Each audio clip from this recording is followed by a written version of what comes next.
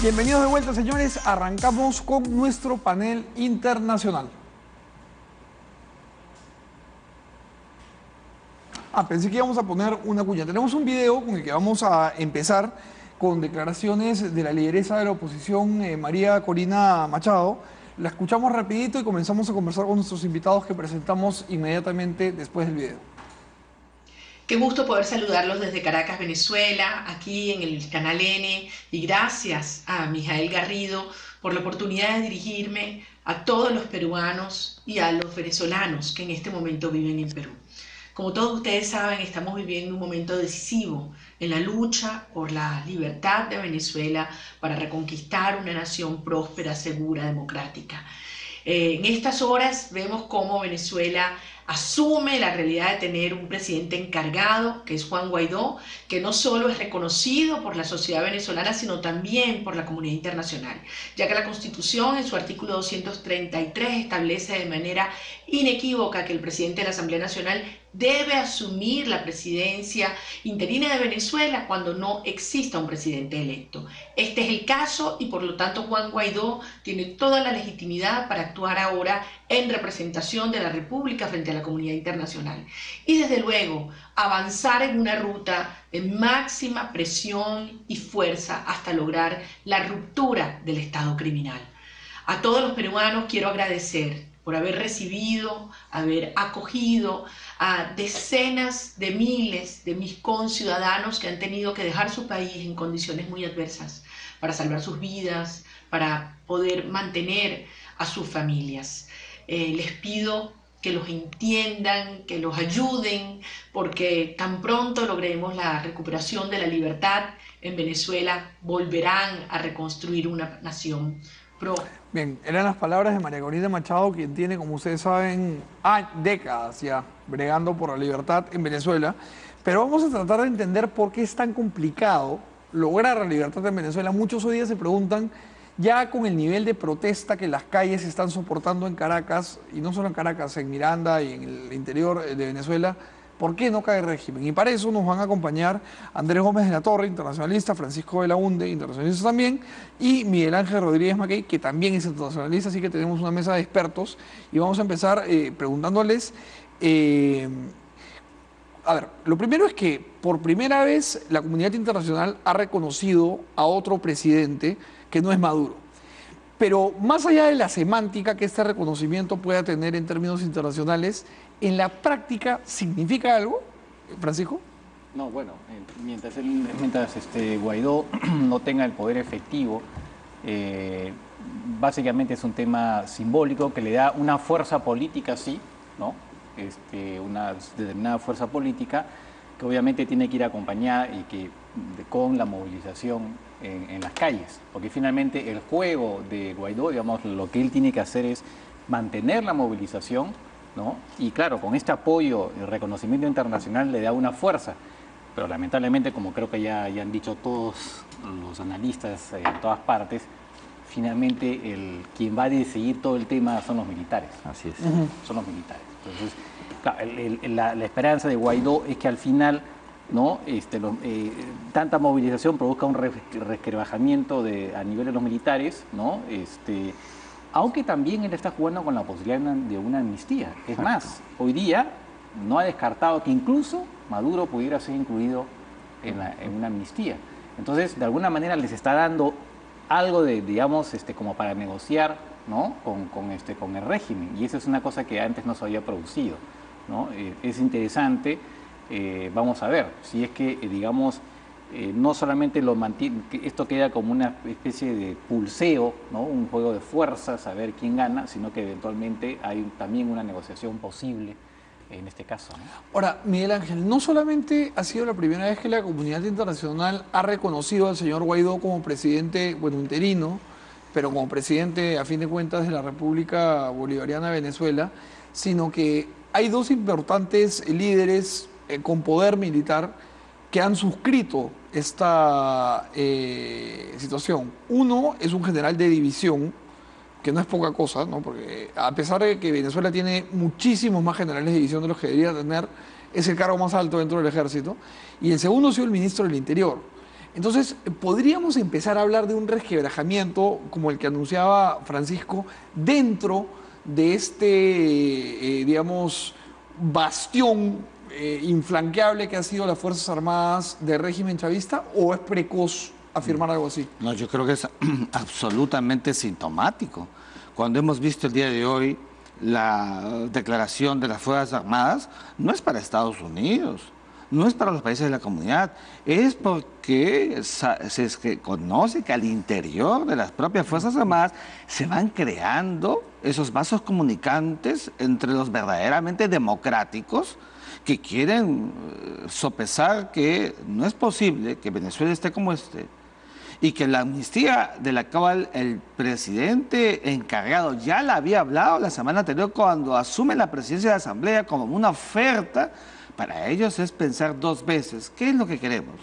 Que cuando todo termine nos espere en la cárcel conforme los estatutos de la Corte Penal Internacional, o evidentemente una amnistía que nos libraría, dicen ellos, de una circunstancia de esta naturaleza. Por eso es muy importante que en estos momentos la situación de Venezuela con un presidente de jure, de derecho, con reconocimiento internacional, y el otro de facto, pero el primero ejercite la naturaleza jurídica que tiene. Por ejemplo, mira, según la doctrina del derecho internacional, los activos que han sido congelados al gobierno de facto de Nicolás Maduro pueden ser directamente ya recogidos por el gobierno de jure instalado en estos momentos en Venezuela. El mismo gobierno de Guaidó puede incluso empezar a nombrar embajadores. Y uno dirá, ¿pero para qué si no tiene el poder de las armas? No, es el camino, es el proceso, la circunstancia atípica y anormal hace que así suceda. En 1939, durante el final de la guerra española, el propio Franco fue reconocido. De manera que aquí estamos frente a una situación que debe merituar la acción por parte del propio Guaidó, que se haga ab solemnitatem, que la exprese, que la ejerza, y eso va a llevar a que los militares vayan diciendo, bueno, la firma de Nicolás Maduro ya no vale, nadie la reconoce. En consecuencia, tenemos que ya empezar a hacer una valoración objetiva y material de qué cosa es lo que nos se puede esperar hacia adelante. Tomando como punto de partida tu opinión, Miguel Ángel, que me parece muy interesante, quiero escuchar la opinión de Andrés, pero que nos va a permitir también un input de inteligencia y geopolítica que creo que puede despertar algo de polémica en la mesa, que va a estar interesante también, que es que el ejemplo de la guerra civil española y el reconocimiento internacional de Franco es un ejemplo muy útil para entender lo que podría pasar con Guaidó, pero hay que también entender que es un proceso que se da después de 3 años de una guerra sangrienta y brutal en España. En Venezuela, gracias a Dios, no ha habido esa guerra. Entonces, ¿hasta qué punto puede, Andrés, la oposición ejercer de jure estos mecanismos que le tocan a Guaidó sin tocarle demasiado el cascabel al gato, que es la milicia venezolana, como para que estalle una guerra civil y esto se nos vaya de las manos ya completamente? Claro, yo creo que lo interesante es que tomó una iniciativa muy importante cuando Juan Guaidó desliza esta posibilidad de la amnistía. Tú aludiste a un tema muy interesante, Mijail, que es cierto, hay una inflación de militares y sobre todo de generales en la Fuerza Armada Nacional Venezolana, en la FANB, inflación que tiene que ver con una suerte de lo que en política o en ciencia política se llama cooptación. La Fuerza Armada es el resorte principal del poder. Y dentro de ellos, efectivamente, coincido totalmente con Miguel Ángel en la declaración del día de hoy del ministro de Defensa de Vladimir Padrino, que el mensaje es hacia adentro, no hay duda. Porque sí hay algo interesante de esta nueva visión de la oposición que está haciendo Guaidó, es jugar a las fisuras militares. Y si tú te fijas, el día de hoy, en la mañana, ha hecho un desliz sobre el ejemplo de la transición chilena del 89. Cuando Pinochet parecía un hombre que se iba a quedar muchos años en el poder, pierde el plebiscito, Pinochet hace un amago de sacar la Fuerza Armada a la calle para quedarse hasta el 97, pero es otro militar, el general Gustavo Lee Guzmán, el que le para a los machos y dice, parece que ganó el MO, y no voy a sacar a la Fuerza Aérea a la calle. Esto es, yo creo que es interesante esa forma de jugar a estas fisuras que hay.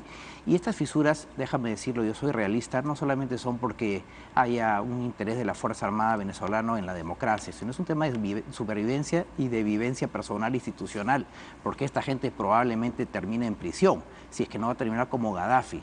Entonces, claro, hay que empezar a jugar con estas fisuras y esto es lo nuevo que yo creo que está introduciendo como parte de su estrategia de oposición Juan Guaidó. Esto había que relevarlo. ¿Sería justo, Andrés, sí, perdón la interrupción, decir que Guaidó está utilizando como estrategia desestabilizadora para el régimen agudizar contradicciones internas en las Fuerzas Armadas? Mira, si uno analiza, por ejemplo, todas las opciones, es sintomático ver que desde el Departamento de Defensa de Estados Unidos, los militares en general siempre juegan a todas las hipótesis. Y se hablaba de replicar una operación militar que a mí me parece inviable como Grenada 83, Panamá 89. Bueno, pero Panamá y Granada son así, ¿no? Así es, eran casos distintos, pero siempre hay esas hipótesis. A mí lo que me ha parecido interesante es que en este juego de fisuras, lo que se está estableciendo es una nueva brecha, una nueva forma de hacer política un poco inédita, porque claro, la Fuerza Armada Nacional es un bastión, y luego en el sentido de que es obvio que hay que dar una salida en estas transiciones, no se puede ahogar al enemigo o al adversario, a una salida hay que darle, porque obviamente sabemos cuál es el desenlace normalmente de estas crisis. Entonces creo que por esa parte me parece innovador. Y sobre el tema referido a el contexto regional, desde luego hay un tema con Colombia, un tema con Panamá, hay el tema de refugiados, hay el tema de la zona del Caribe. Hay un tema con Brasil. Hay un tema con Brasil, hay una serie de complicaciones que hacen inviable pensar que esto puede ser Grenada 83 o Panamá 89, que eran temas muy focales, ¿no? Muy puntuales. Exacto. Ahora, Francisco, otro tema que también influye mucho es la calle, porque desde que Nicolás Maduro terminase de convertir al régimen en una dictadura, porque, digamos, muchos dijimos que ya desde Chávez era una dictadura, pero digamos, el último bastión de defensores del autoritarismo competitivo se acabó cuando Maduro ya no reconoció a la Asamblea Constituyente y convocó a estas elecciones que no tenían ni pies ni cabeza. A partir de ese momento la calle se puso bastante caliente.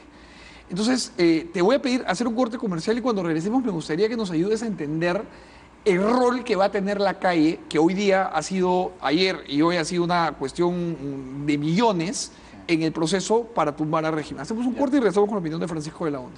Vamos, Juanesita.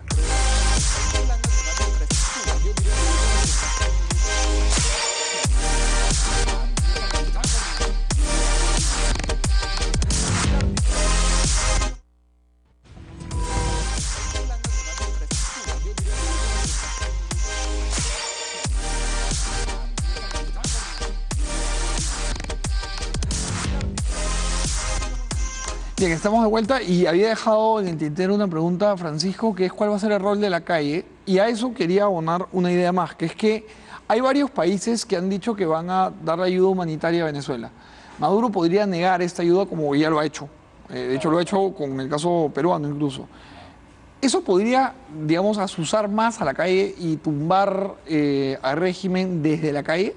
¿O sin las Fuerzas Armadas no es posible? Lo de la calle es importante porque forma parte de la ecuación, digamos, es la condición para que pueda funcionar el resto, digamos, de alguna manera la calle le permite mostrar a Guaidó, le permite mostrar fuerza, ¿no?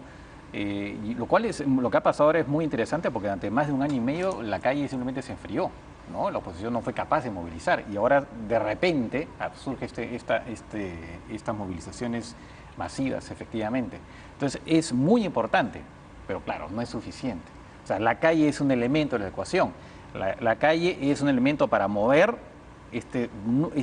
las Fuerzas Armadas para, digamos, intentar fisurarla. Lo interesante es que, contrariamente a lo que había pasado antes, y como han señalado mis dos colegas, ya no es solamente el único elemento. El otro elemento es la oferta, ¿no?, de una amnistía posible para darle una salida a la cúpula del régimen. Entonces, pero digamos, forman parte de la misma ecuación, es muy importante. En cuanto a la ayuda humanitaria, que esto pueda generar en sí no lo veo no lo veo, que pueda generar en sí como tal una reacción. Ya, digamos, la población ya está movilizada, ¿no? Esto sería en todo caso un factor adicional, ¿no? Claro, pero ya está movilizada. Pero ¿no? es un factor interesante, Miguel Ángel, porque Guaidó ha utilizado el tema de la ayuda humanitaria para de repente poner a Maduro contra la espada y la pared, haciendo que él vuelva a rechazar ayuda humanitaria, cosa que le costó mucho capital político en el momento en el que la rechazó. No nos olvidemos que Capriles, en su momento la propia María Corina Machado, la Asamblea Nacional, a la anterior a la que se disolvió, y el gobernador del estado Miranda pidieron ayuda humanitaria, Maduro la rechazó y eso generó casi que uno de los primeros grandes levantamientos. Entonces, ¿ha hecho bien Guaidó en jugar la carta de pedir ayuda para que Maduro la rechace? Pero claro, fíjate bien, la regla del derecho internacional humanitario tiene lo que se denomina el núcleo duro de circunstancias. La ayuda humanitaria no puede prescindirse de ella.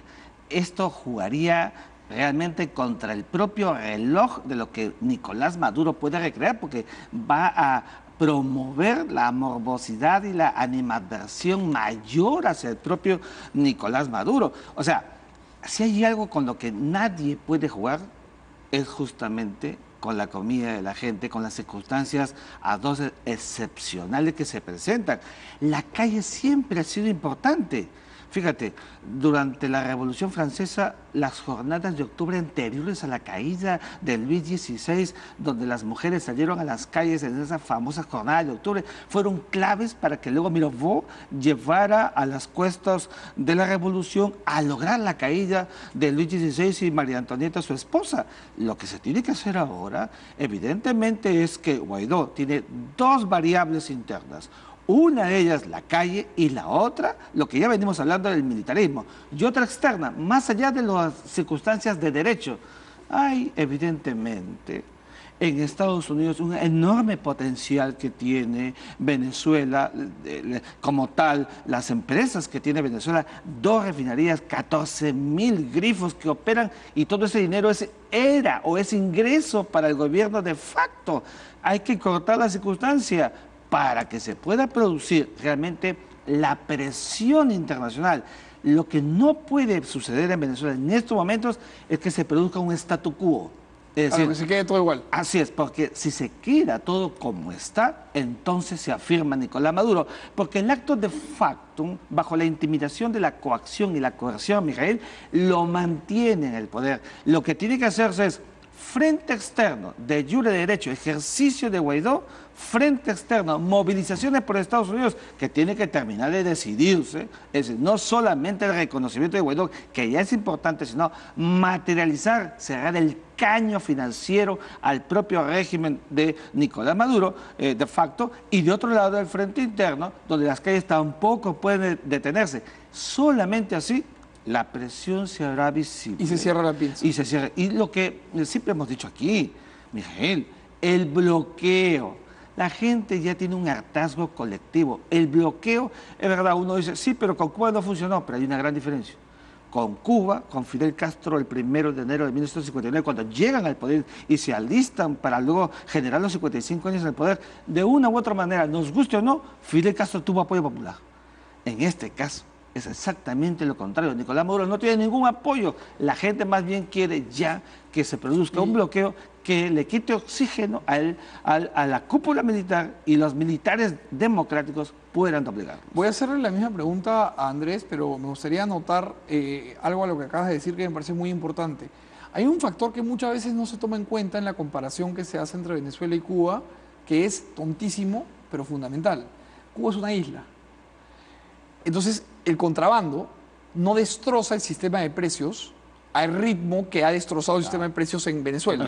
Claro. Al no ser una isla, Sí. las fronteras calientes venezolanas Sí, han destrozado la inflación. Sí, claro. La han catalizado, digamos. Pero Andrés, la misma pregunta con respecto Ahora, a eso, con sí. un abono más para luego regresar a Francisco. Trump ya tomó una decisión. Bueno hubiera sido que le cierre los 14.000 grifos a los venezolanos, pero ha tomado una decisión que, digamos, es lo más lejos a lo que ha llegado Estados Unidos hasta este momento, que es que ha dicho, yo no retiro funcionarios. Claro, o sea, y eso hay que tener en cuenta que actual ministro de Relaciones Exteriores, el jefe del Departamento de Estado, Pompeo, ojo, viene de la CIA y es un hombre muy bien informado de lo que está pasando, y ellos están escalando progresivamente el nivel de las medidas. Trump y algunos republicanos halcones se han lanzado estos últimos meses al tema de la intervención militar, que probablemente sea una hipótesis que siempre está en los departamentos de defensa, porque nuevamente los militares siempre juegan a esas opciones. Entonces, hoy día da la impresión que están jugando, y cuando se produce la asunción del presidente Bolsonaro, en Brasil, Pompeo demanda en el primer nivel de escalamiento una mayor intensidad y actuación del Grupo de Lima. Y todo apunta a que el primer viaje que hace el canciller Araújo, hombre muy radical, el canciller brasilero, con posiciones ideológicas tremendamente radicales, en Lima aparentemente todo apunta a que en ningún momento dentro del grupo habló o deslizó temas de intervenciones militares. O sea que estamos hablando, digamos, en un proceso de escalamiento que tampoco tiene que ver mucho con el nivel de estridencia de la diplomacia presidencial que usualmente lo hace el presidente Trump. Y finalmente un ángulo que también efectivamente, que de una u otra manera lo han mencionado mis colegas, cuando se habla de negociar con la Fuerza Armada, también que hay que negociar con los intereses de las potencias. Rusia ha vendido a Venezuela y ya ha vendido material militar por más de 15.000 millones de dólares. Esa es la cifra. Y tiene, digamos, ventas programadas. China también tiene intereses, Irán también tiene intereses. Entonces, claro, es, digamos, también un tema en el cual los intereses de las grandes potencias, algunas o medianas, no solamente giran por un tema político, por un tema de interés económico, porque probablemente hoy día algunas industrias militares como la rusa están en expansión, necesitan abrir mercados, y nos guste o no, Venezuela ha entrado a una carrera frenética armamentista. Y otra cosa que con Miguel Ángel hemos conversado en la trastienda es estas maniobras que se van a realizar en territorio venezolano de entre el 10 y 15 de febrero, que son unas maniobras impresionantes de una movilización de todo el país, que eso también tiene un correlato en el nivel de poder, digamos, asegurar el frente interno, ¿no? Para fines de cohesión interna. O sea que es un mensaje a los venezolanos. Es un mensaje a los venezolanos. Es más interno que externo, ¿no? ¿Te parece? Sí, a mí me parece que todo apunta a que, obviamente, como una manera de defenderse de estas eventuales fisuras, obviamente tiene que haber respuestas de parte del oficialismo. Es interesante tu tesis. O sea, básicamente lo que tú planteas es que las maniobras del 10 de febrero, que arrancan el 10 de febrero, exactamente, son un poco decirle al Estado Mayor venezolano, tanto de la Armada como de la aviación y del Ejército, a todas las fuerzas, esténse quietos, que acá estamos listos para poder contrarrestar cualquier intento y coordinar el nivel de revolución. Sí, coordinar el nivel de movilización. Eso me queda claro que es un mensaje interno, ¿no? Y obviamente tiene que estar negociando también, porque hay cosas que en la caída del régimen venezolano quedan colgadas, una serie de inversiones y proyecciones, Irán, China, Bielorrusia, etcétera, tienen muchos intereses y han hecho muy buenos negocios, tanto lícitos como ilícitos, dicho sea de paso. Entonces, aquí es una negociación múltiple, en la cual obviamente todos los estados también en algunos casos tienen el derecho a preservar esos intereses que tienen, por ejemplo, el caso de las ventas militares o el caso de inversiones que habían, etcétera. Ahora, una pregunta que yo me planteaba ayer, que me gustaría compartir con ustedes también, es cuando fue el Caracazo, en el año 2016, en el año 2017, las cámaras de televisión del mundo fueron testigos de una situación en la que quienes lo vimos decíamos, ya, esto no va más, no solamente porque la indignación popular ha llegado a un clímax, sino porque literalmente ya no hay papel higiénico. O sea, este país ya no es sostenible, esto es un estado fallido. Y de alguna forma u otra, el gobierno de Maduro ha navegado a través de este río caudaloso 2 años. Entonces, ¿qué nos asegura que la presencia de Guaidó y la posible toma de decisiones en la línea que Miguel Ángel ha bien planteado nos permita que este no sea, digamos, la parte 2 de una película que ya vimos? No, pues ese justamente es el tema. No tenemos ninguna seguridad que la cosa vaya a ser distinta ahora, ¿no? Hay elementos nuevos, sí, ¿no? Que haya ahora 2 gobiernos, ¿no? Uno legítimo y el otro de facto, como bien dice Miguel Ángel, el reconocimiento internacional, ¿no? Y este nuevo juego que tiene ahora Guaidó, que no se tuvo antes, de buscar una negociación, ¿no? Que incluso una amnistía, buscar una amnistía, ¿no? Entonces, esos son elementos nuevos que pudieran dar lugar a una digamos, a algo distinto a lo que ha habido ahora. Exacto. Pero no tenemos ninguna garantía tampoco. Así es, o sea, tampoco. en realidad estamos muchos analistas piensan que por ahora está viendo una película muy parecida a la anterior, pero hay estos elementos nuevos que se han dado y pudiera ser que la cosa cambie. Quién sabe, de repente en estos momentos se está hablando de estas maniobras del 10 al 15 de febrero, pero de repente en estos momentos los plazos son más cortos. Esto tendría que decidirse bastante rápido, Sí. ¿no? En el sentido que esta es una apuesta de Guaidó, ¿no? Y esto tiene que tiene que darse, la movilización se va a seguir, pero a mí me parece que estos plazos ya son un poco largos. Cuando Sí. si es que la cosa se prolonga hasta eso, querrá decir probablemente que ya no hay, vamos a volver a lo O mismo. sea, que se desinfló un poco el globo. Me parece, ¿no? Me parece. Mira, a ver, yo creo que los 2 años que han pasado desde aquella oportunidad en que murieron más de 200 personas, los 2 años han removido las circunstancias internas del militarismo venezolano. Muchos de los militares venezolanos tienen familias que han salido en esa diáspora por todo el mundo. Sobre todo a la zona Pero sur claro, de o la sea, Florida, ¿no? hay un hartazgo en el propio militarismo. Muchos de los militares tienen familiares que han muerto como consecuencia de estos levantamientos. Entonces, los 2 años transcurridos, como que ya ha empezado a recrear todas estas cosas que hemos venido viendo. Acuérdate de Óscar Pérez el año pasado, Claro. vilmente asesinado. Lo que hemos visto el levantamiento de la Guardia Nacional Bolivariana hace 2 días. Entonces, vamos, aquí lo que debe decidirse es la presión internacional. Y en el tema de Rusia, en el tema Miguel de Ángel, te China... interrumpo 30 segundos. Solamente Sí. quiero decirle a quienes nos están viendo que quiero reportar que ha habido un sismo, acaba de suceder. Esto ha sido hace literalmente 2 minutos. Ha sido un sismo a las 11:50 de la noche en Palpa, Ica, a 68 kilómetros de Palpa justamente. Ha sido un sismo de magnitud 6.0 grados con una profundidad de 50 kilómetros. Y vamos a esperar lo que las autoridades informen con respecto a las consecuencias que ojalá no haya dejado este sismo, pero quedan entonces informados los televidentes de Canal N. Mil disculpas. No, sí, que no vengan los temblores por acá nada más. Oye, lo que yo te quería decir a esto, en las relaciones internacionales, en la geopolítica internacional, la persuasión, la disuasión, la psicología colectiva juega y mucho. El rumor de la invasión ha sido, a mi juicio, muy bien trabajada por Washington desde hace ya algún buen tiempo. Y eso ha generado la reacción de Rusia que hemos visto en su acto declarativo. Pero yo no veo, fíjate Miguel, a una Rusia o una China Así que es. tienen problemas tan importantes como, Así por es. ejemplo, el tema comercial, la guerra Exacto. comercial con Estados Así Unidos, es. o la impronta de haber anexado Crimea Así en su es. momento Rusia, hipotecándose una circunstancia geopolítica, Así dinámica, es. al otro lado del mundo. Venir hasta aquí por Venezuela, en realidad, lo que está haciendo Rusia es volver a la Guerra Fría. Claro, es un tratar de recrear un jugar escenario, claro, un escenario de equilibrio Así es. que comporta una funcionalidad manifiesta de un actor visible de las relaciones internacionales. Más allá de ello, yo no veo a Rusia pechándose por Venezuela. Y además, Totalmente de acuerdo con antes Miguel de, Ángel, de totalmente de escuchar acuerdo. a Andrés, con el problema que hay en el mar del sur de China, Rusia y Estados Unidos tienen un problema nivel 100 al costado de Venezuela, que es nivel 1, ¿no? Geopolíticamente. Vamos a escuchar qué dijo Maduro, Andrés, y vamos con tu opinión. Sí. Vanesita, por favor, vamos con lo que dijo el dictador Nicolás Maduro.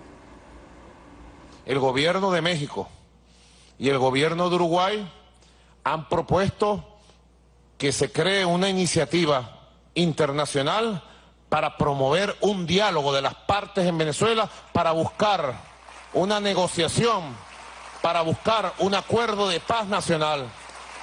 Yo al gobierno de México y Uruguay les digo públicamente, estoy de acuerdo en una iniciativa diplomática para el diálogo nacional en Venezuela. Tuve una llamada casi a la hora en que iba saliendo del presidente de Rusia, Vladimir Putin, que dijo: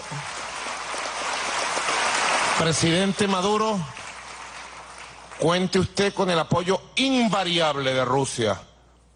Y ahora más que nunca vamos a trabajar en todos los proyectos de cooperación bilateral para el desarrollo de Venezuela.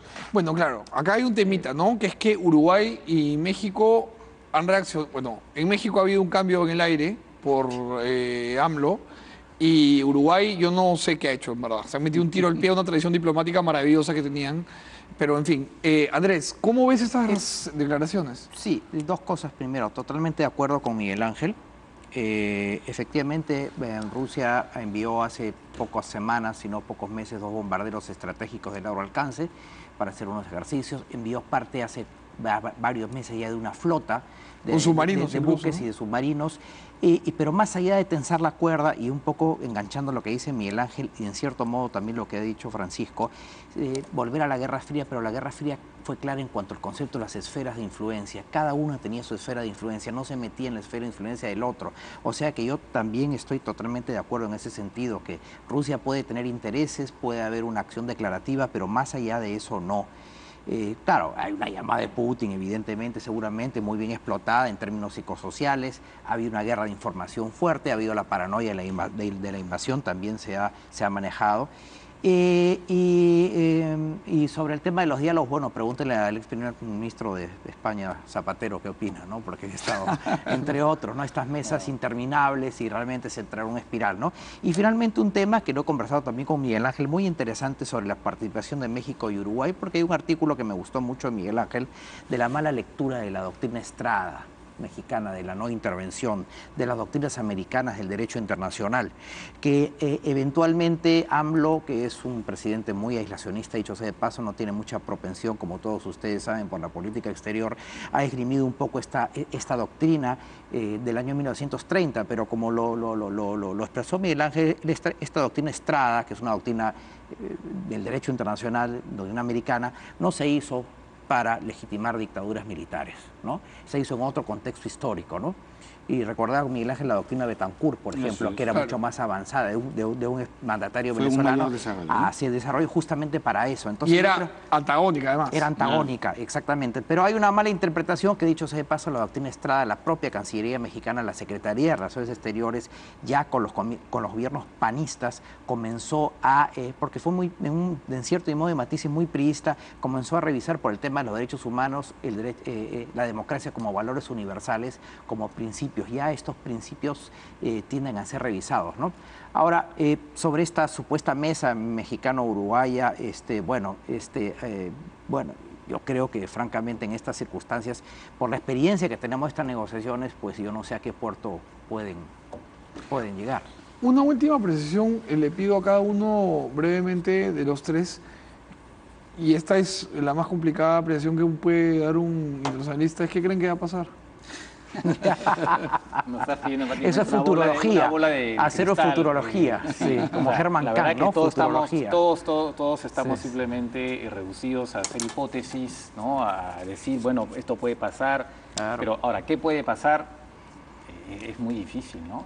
Sí. Solamente una acotación, efectivamente, sobre el tema de los diálogos. Una cosa muy distinta es lo que pretende hacer Guaidó, que es decirles a los militares, a la cúpula, negociemos cómo se van ustedes. Y otra, que es una negociación real en todo caso. Y lo otro es la pantomima que se intentó hacer hace 1 año y medio y que es lo que pretendía hacer el régimen con apoyo de México y Uruguay para ver cómo se mantiene el régimen. No, pues no se trata de eso. Exacto. A ver, el intervencionismo al que estamos aludiendo y al que Nicolás Maduro cada rato viene hablando, intervencionismo, etcétera, eso comenzó, acuérdate, el 2 de diciembre de 1823, la famosa doctrina Monroe, claro, cuando se alistó la amenaza de la Triple Alianza en 1815, pero nada de ello tiene que ver realmente con las nuevas doctrinas que imperan al día de hoy en el sistema internacional. Correcto, Miguel Ángel, se nos ha acabado el tiempo, la conversación ha estado deliciosa, les agradezco muchísimo por haber venido, ha sido siempre muy ilustrativo, aprendemos muchísimo de ustedes, gracias por venir, espero que vuelvan pronto y ha sido todo por hoy en Contacto. Muchas gracias. Gracias. Señores, con ustedes es esta mañana, que tengan una buena noche, descansen y nos vemos mañana a las 11 en punto en Contacto. Chao.